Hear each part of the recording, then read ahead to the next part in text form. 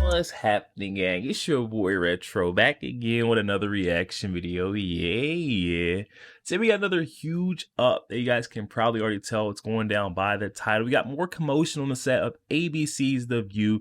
We got a special guest, White House Press Secretary Karine Jean-Pierre, joining in the set of the Trump deranged ladies. And let me just say, she adds fuel to the fire, guys. She got Sunny Hostin all lit up in this newest segment. I'm excited to get into it. So we're gonna hop straight into it, and I'll say my thoughts, guys. Just make sure you guys hit that like button, hit that subscribe button. It doesn't cost you one thing, guys. Hit that like button, hit that subscribe button. Let's get into it. So, and I would also say, folks who have not seen the letter that he penned on Sunday and shared and released, you should. I think the letter, if you read it thoroughly, there's no spin to it. There's no spin. No. He truly believed it was the right thing to do in this moment. He truly believed that it was the right thing to do for this country. I'm a little emotional. The right thing to do for this country, the American people, is to give it to someone who is incredibly qualified, right? He said himself, the reason why he picked Vice President Kamala Harris is because he believed that she would be ready to lead from day one. And so More of that Trump derangement syndrome, guys. You guys really believe they have faith and believe that she would, if she was the one that they really had all this faith and belief in, she would have been replaced Joe Biden a long time ago. His conditions, his symptoms have been there since day one. If they really had all this faith in Kamala Harris, she would have been the DNC's leading, front runner from the very beginning, not so late on in the race. Just doesn't make sense. This is more lies, gaslighting from White House Press Secretary KJP. This is what she does. Vice President Kamala Harris is because he believed that she would be ready to lead from day one. And so he believed she was the right person to take over the campaign, and she is. And while all of us, it was hard for many of us, we are incredibly proud of this president. We trust his leadership, we trust his judgment, and we're just going to continue to be behind him as he continues to lead this country. You know, people love Joe Biden. I mean, there was a great expression by his party, people talking. I'm trying to figure out what nation are they live. This is not, we're not living in the same America, because Joy Behar starts off with the most Trump deranged take. I think she could have, people love Joe Biden. I have never seen a bumper sticker that said, I love Joe Biden, or Joe Biden is the best, he's the bee's knees. I see the exact opposite, guys. Some very, profane messages on the back of people's bumper stickers out in their yards about Joe Biden. I think there's a slogan about this, guys. So I just, Joy Behar, where are you living at? You're not in reality right now. People love Joe Biden. I mean, there was a great expression by his party, people talking on television all weekend about how much they love him. Because he is a lovable guy. And he's got a good heart, and all of that. There was a pylon to get him to step down by the Democrats, a lot of Democrats, and movie stars, George Clooney, for example. I was tracking. What? I was tracking. I'm just giving. I was trying to make a joke. I'm guessing I'm not good at it. I'm sorry. It was good. She's focused. I got you. I'm focused on that question. I'm sorry. So you see everything amongst the Democratic Party. You can even see right there. It's all forced, guys. It's so, you know what I'm saying? They just try to interject. They try to install these jokes, but it's just not funny, guys. You can see right here, KJP, another one of those guests. They don't mix well. The set of The View, anyone that goes on there, it's like oil and water. You're not going to mix on the set of The View. KJP, you would have thought she'd have blended right in because she's a liar and a faker, but nope, she doesn't blend in on the set of The View. They don't even they're just such a catty set of women, I feel like. They're too catty to let anybody in their group. Look at them. I guess I'm not good at it. I'm sorry. It was good. She's focused. I got you. I'm focused on that question. I'm sorry. But does Joe feel betrayed by any of that, or does he understand that it was for the country also? I mean, look, he's going to speak tomorrow. We'll hear from him directly, and I think he'll address whatever is on his heart. Like you said, he has a big heart. He understands where people are. He understands having done this 36 years as a senator. He understands where people are, but he doesn't even understand where he's at half the time. I have a hard time believing he understands how people actually feel and where they are, guys. This guy, Joe Biden, his mind is not there anymore. This guy is completely gone. Just gone. He's not there, guys. I don't know. She's just talking out the side of her head. He understands having done this 36 years as a senator, 8 years as vice president, and now almost 4 years as president. He gets it. He gets where we are as a country. Let's not forget, there's a lot at stake. There's a lot at stake, guys. You're not kidding. Our democracy is at stake. A woman's right to choose and to make decisions on their own bodies at stake. This is their favorite point. The first point they go to, guys, he's a dictator. He's going to put a stop to all democracy. America will never be the same after Donald Trump is finished with it. But we've already seen this guy in office before. You can't sit here and try to gaslight, push this narrative that he's going to be some type of dictatorship. This is just the left saying that, hey, we're scared of, the retribution that he's going to seek on us for the legal lawfare that we, took part in on, just to make sure he didn't get into office. That's what they're saying. Essentially, there is no way they're actually scared that there's going to be an end of democracy. This is just baloney, guys. Total baloney. And then with the reproductive thing, he's trying to send it back to the state level, put that responsibility on the states, not on the federal government. But I'm gonna leave it alone. I'm gonna leave it alone. There's a lot at stake, guys. You're not kidding. Our democracy is at stake. A woman's right to choose and to make decisions on their own bodies at stake. And let me. People's incomes are at stake. There's so much voting rights is at stake, and he gets that. I mean, let's not forget why he ran in the first place. In 2020, he decided to jump in. He didn't have to. Yeah. He decided to jump in because he wanted to really save the soul of this nation. Yeah. Soul of this nation. Yeah. And so, look, I'm going to let. I have a hard time believing that, they say that, income the prices are going to change when Kamala Harris gets in office. I have a hard time believing that any type of inflation is going to be deflated when Kamala Harris, or if she would take office. That's never happening. But we already know she's the one that sat beside Joe Biden, Bidenomics that has failed our country, that's got us where we are right now. Everyone's seeing it next to almost a recession right now. Gas prices are high. Grocery bills are high. Our rent, our mortgage, everything is high through the roof. Energy costs through the roof. You know what I mean? And this is because of Biden's administration. Kamala Harris is no different. She is joined in. She's connected with Joe Biden's policies. I don't want to hear that things are going to change underneath Kamala Harris. It's not. Let him speak to this. And I think it's just really important that, I came on the show. I wanted to share my thoughts as the White House press secretary, as his person who has been speaking for him the last couple of years, but also to. She wanted to come. Let me rephrase that for her. Let me get it right. She wanted to come over here and share her lies. The person who's been lying for Joe Biden for his whole presidential term. We already know she's just one of the biggest phonies, fakers, and liars there is. KJP will do it with a straight face. You won't even blink, guys.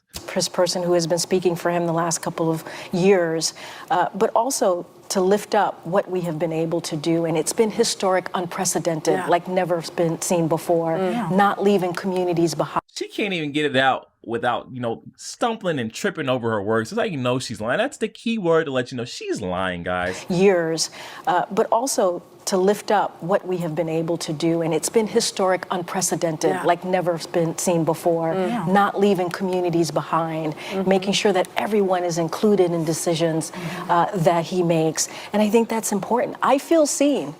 And I know many people that I work with feel seen because of this president and his leadership. Right. And all the great stuff he's doing for student debt, man. The student debt. Student debt. That is.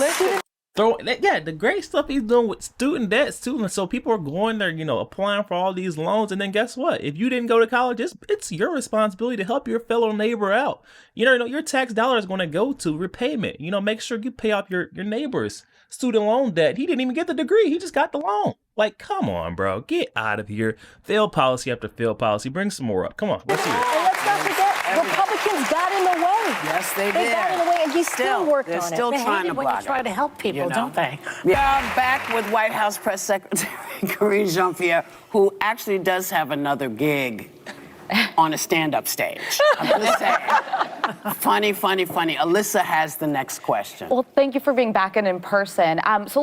I think that was their way of trying to cover up the fact that first failed, the joke that just tank bombed on Joy Behar, where no one laughed. It was just almost the cringiest thing I've ever seen. It was so much forced laughter. And then they come back, KJP, Whoopi says, KJP actually has a stand. Get out of here, guys. She's not funny. She's a big old phony, a big old liar. We can see it. Nothing's funny about that. Lying to us about the state of our country. Get get out of here. Listen, there have been a lot of criticisms about if the White House was transparent enough about Biden's health in the months leading up to the debate. But now calls have gone further, including vice presidential candidate J.D. Vance saying if he's not up to serving 4 more years, can he serve out the rest of his term? How do you respond to that? I think that's ridiculous. Seriously. He's ridiculous. But it's a good see. They're so quick to dismiss the most logical claims, and that's the Trump derangement syndrome that we speak on. They're not seeing, clearly what's going on in reality. If this guy he's admitting, willing, all of his advisors, the people in his cabinet are saying that this guy isn't fit. He can't do it. I don't think he's in shape enough to run for another 4 years. Okay, well, we should probably assess if he's able to run, if he's in shape to run enough for the last, couple months of his term also. It just makes the most sense. If he's not fit to run for 4 years, we should at least assess to make sure this guy isn't totally incapable of doing anything at all for the remainder of his term. I just don't like how they dismiss this so easily. That's just a Democratic thing, though. They're quick to lie, gaslight, try to dismiss and cover up. It's just so quick. It's almost like second nature. That's what they do. I think that's ridiculous. Seriously. He's ridiculous. Not me. But what I will say is, the president decided to not run for re-election. That's it. That's all he decided on. He wants to continue to do the work. You see how quick she's gonna smooth it out. The president just decided to not run for re-election. No, that's not what happened, guys. The president ran on, and he planned on, and he ran to get reelected in office. And out of nowhere, his advisors were like, hey, I think we're going to make sure this guy go ahead, step down. All the people in his cabinet make sure that he stepped down and dropped out of the spot. This was no, my term's coming up. It's coming to an end. I think I'm just going to ahead leave it alone, guys. No, he didn't leave it alone. He tried. He tried to get reelected, and then his leg. I don't know what it was. He couldn't run the last leg of the race. So I don't like the way they're trying to smooth this. This is KJP again, guys. I told you she's a conniver and a liar. Look at her. Not run for re-election. That's it. That's all he decided on. He wants to continue to do the work. 3.5 years of unprecedented historic work. I think that shows what he's capable of doing. I think that shows how important his leadership is. And moments ago, I talked about how he was able to reach across the aisle and do things in bipartisanship in the political environment that we're in. We have so much more work to do, and he understands that. He's going to speak to this in about 24 hours or so, and he'll lay that out. But this president is ready to continue to lead this country in a historic way, and that stands. I want to ask you something, and I also think people should be reminded that George Washington also showed this country how to step down and pass the baton, and so it's very patriotic that the president stepped aside. But is there anything else that the president wants to accomplish in his final months in office? Because before the events of last week, it was reported that he was set to call for a series of Supreme Court reforms, including term limits, and an enforceable ethics code, a constitutional amendment eliminating broad immunity for presidents. Is this sort of still in the works, and can it be accomplished? So what I will say is I don't have anything to announce at this time. The president certainly will share more when he's ready on those things. And he believes that if you hold high office, you're supposed to be delivering for the American people. So you should be held to a high ethics, right, and transparency. That's something that he believes. And I'm going to let him speak to that. Look, if I may, I have 2 stories I want to tell really, really, really quickly.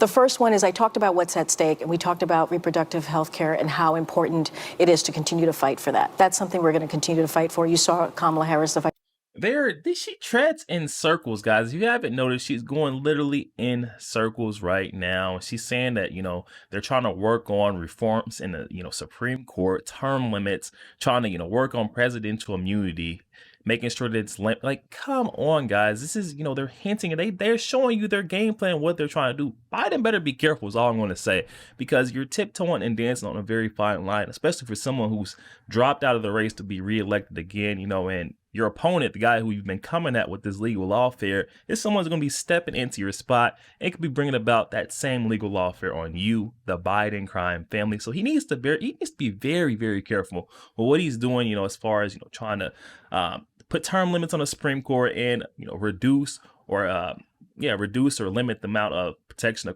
president should have. I mean, like, come on. You have to do certain things underneath the presidential acts, things that normal civilian wouldn't have to. There has to be some type of blanketed immunity when you get out of office. So things like what we're seeing right now with Joe Biden won't happen.